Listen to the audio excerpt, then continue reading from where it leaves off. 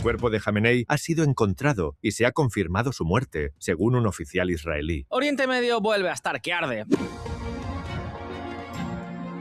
Después del primer ataque conjunto que han llevado a cabo Israel y Estados Unidos a primera hora de la mañana este sábado 28 de febrero, Irán ha respondido como nunca antes lo había hecho, atacando bases de Estados Unidos en todos los países del Golfo excepto en Omán. Irán ha lanzado decenas de misiles contra bases americanas en Qatar, Jordania, Kuwait, Emiratos Árabes Unidos, Arabia Saudí, Bahrein e incluso contra instalaciones en el norte de Irak, en el mismísimo Kurdistán. Y por supuesto, también han lanzado varias andanadas de drones y misiles contra Israel. ¿Y por qué no contra Omán? Pues porque este es precisamente el país que está mediando entre Estados Unidos e Irán en las negociaciones que se supone que buscan el fin del programa nuclear y también balístico del régimen de los ayatolás. Unas negociaciones que ahora salen muy tocadas, pero que seguramente no hayan terminado a pesar de que Trump haya sido muy maximalista al anunciar públicamente sus intenciones. Y es que, pese a todo, el ministro de Exteriores de Irán sigue diciendo que, bueno, que ellos continúan abiertos al diálogo. Si el ataque se detiene, entonces estudiaremos cómo podemos trabajar para reducir la escalada. Y eso que ya se ha confirmado que Israel ha dado de baja a cargos tan importantes como el propio ministro de Defensa o el comandante jefe de la Guardia Revolucionaria. Un cargo que, la verdad, últimamente está maldito. Pero volviendo a la cuestión de la que estábamos hablando, Solomon se ha librado de la represalia iraní, aunque la verdad es que por ahora la respuesta ha sido más bien modesta, la que Irán ha querido demostrar que es capaz de incendiar todo Oriente Medio. De hecho, el nombre que le han puesto a esta especie de contraataque ha sido muy revelador: Operación Promesa Verdadera 4.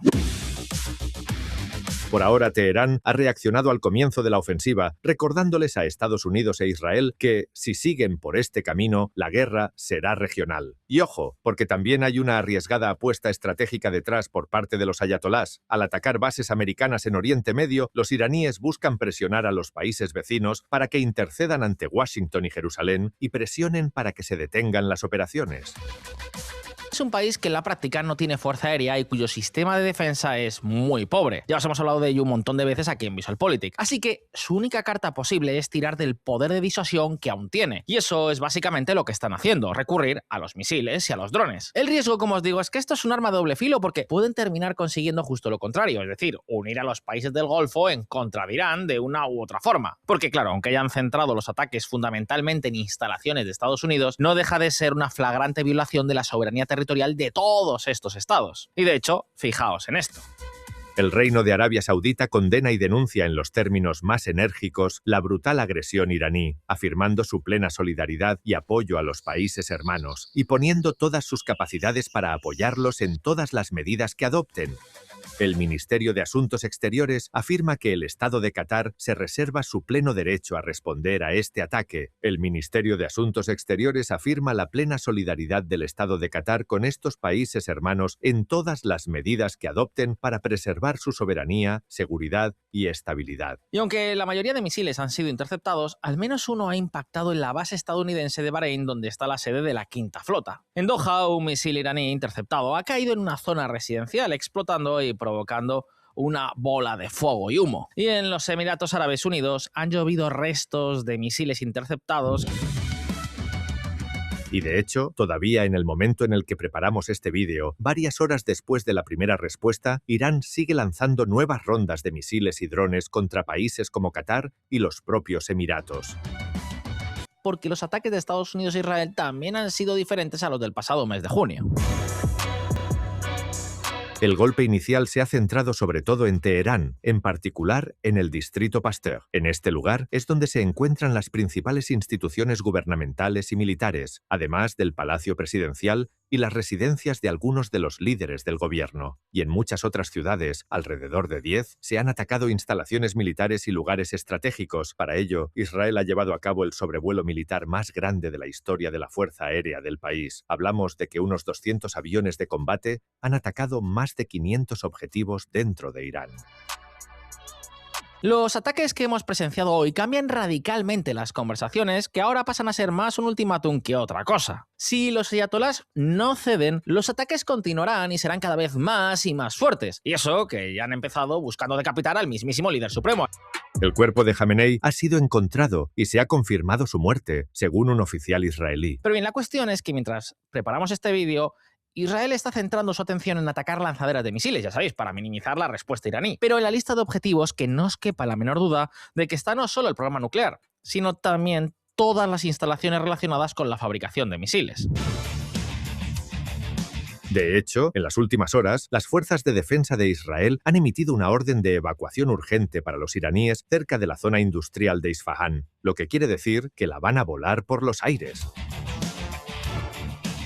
No olvidéis que aquí Trump ha sido muy claro, van a darles con todo, fijaos. We are going to destroy their missiles and raise their missile industry to the ground. It will be totally, again, obliterated. Y si el régimen continúa sin dar su brazo a torcer, todo apunta a que esta vez Israel y Estados Unidos podrían ir a por toda la cúpula, para ayudar así a los propios iraníes de a pie a sublevarse contra los tíos del turbante de negro. Que aquí no veremos tropas americanas ni israelíes desplegando hombres, tanques y todo el soporte necesario para una operación sobre el terreno. No. Por tanto, para que se produzca la caída de un régimen como este, se necesita una insurrección contra ellos dentro del propio país. Los bombardeos sí pueden hacerles muchísimo daño, pero para que caigan hace falta más. Especialmente cuando tenemos en cuenta que aquí no solo hay un componente político, sino también religioso. Y a ver, el régimen no es precisamente popular. Irán es un país curioso, porque, a ver, es un gigante con una sociedad bastante moderada bajo las órdenes tiránicas de un régimen súper integrista que además es todo un desastre. La economía está por los suelos, el país está completamente aislado y la inmensa mayoría de los iraníes rechazan su posición dogmática. Eso es lo que explica que cada 2x3 veamos enormes protestas. Pues bien, esta vez Trump ha dicho que apoyará un movimiento de insurrección para poner fin al régimen. ¿Cómo lo apoyaría? Pues fundamentalmente con los ataques aéreos, y los ayatolás no ceden en los próximos días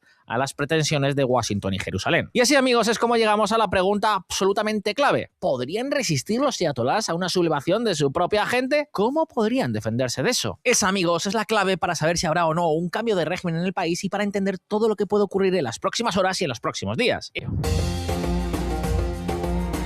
Desde 2007, la Guardia Revolucionaria reformó su estructura para ganar poder territorial. Creó guardias provinciales vinculadas a 11 grandes cuarteles de seguridad, diseñadas para reaccionar con rapidez en cada región, sin esperar órdenes minuto a minuto desde la cúspide. En el caso de las provincias de Teherán y Alborz, el cuartel de Tar Alá supervisa 3 cuerpos que cubren tanto la capital como su periferia. Es decir, arriba hay concentración de poder, pero abajo hay un despliegue territorial más descentralizado.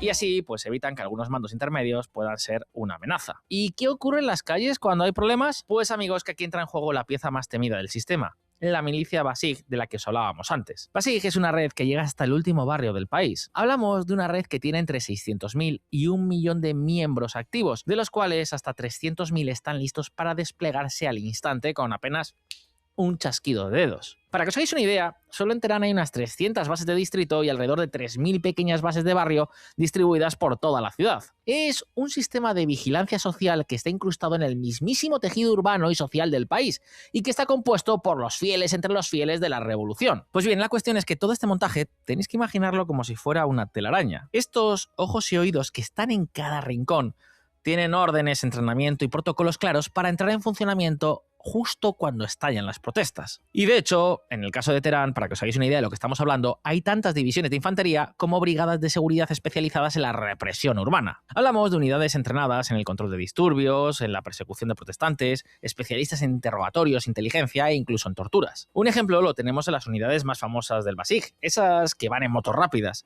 Son escurridizas e irrumpen en los disturbios para generar caos y miedo y se dispersan rápidamente. Y atención, porque aquí conviene hacer un pequeño paréntesis histórico. Para entender las consecuencias de este entramado, creo que aquí conviene hacer un pequeño paréntesis histórico. Fijaos, en 2009, tras las elecciones que dieron la victoria a Ahmadinejad, el llamado Movimiento Verde sacó a millones de personas a las calles. Durante días, Teherán fue un hervidero y muchos analistas hablaron entonces del principio del fin. Sin embargo, el régimen no se fracturó. En aquel momento, lo que hizo el Poder Supremo fue activar todos estos aparatos represivos, aisló a los líderes reformistas, controló los medios de comunicación y sofocó la movilización. Vamos, muy parecido a lo que hemos visto en enero de este 2026, donde se siguió exactamente este mismo manual, dejando miles de muertos en las calles. ¿Y qué es lo que nos dicen estos precedentes? Pues algo crucial, que el régimen ha aprendido a base de palos a resistir oleadas de protestas y disturbios cada vez más fuertes. Se han preparado para ello. Veréis, la Guardia Revolucionaria Islámica no es solo una fuerza militar, también es un imperio económico. La Guardia Revolucionaria controla entre el 20 y el 30% de la economía iraní. También existen canales paralelos para evadir sanciones y exportar petróleo. La Guardia controla sectores estratégicos como la construcción, la energía o las telecomunicaciones.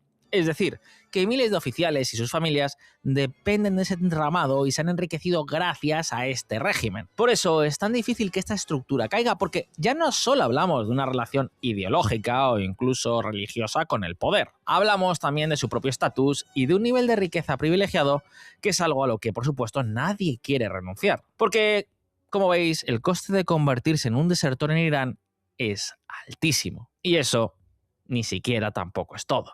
Amigos, la República Islámica nació con una revolución y precisamente por eso, desde su nacimiento, vive obsesionada con que no les ocurra exactamente lo mismo. Ante una hipotética sublevación interna apoyada desde el aire por potencias extranjeras, el régimen no improvisaría, activaría todo este sistema que ha desarrollado durante años, desplegaría su red de milicias en barrios y provincias y buscaría a toda costa mantener cohesionada a su élite. Por eso, la gran incógnita no es si tiene estructuras para resistir, que las tiene.